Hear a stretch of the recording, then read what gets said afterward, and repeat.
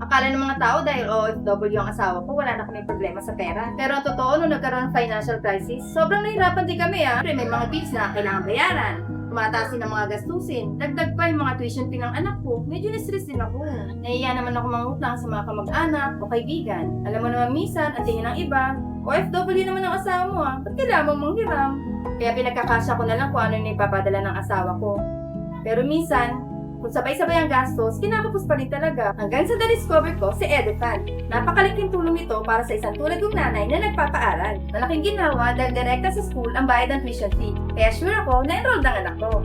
Ang nagustuhan ko pa kay EduFund, mabilis ang proseso, may low interest at hindi nakakadagdag ng stress sa dami ng mga requirements. At eto pa, bilang nanay, mas kampante ako dahil SEC-registered si EduFund. Kaya sobrang thankful ako kay EduFund dahil ang mga anak ko tuloy-tuloy na nakakapag-aral.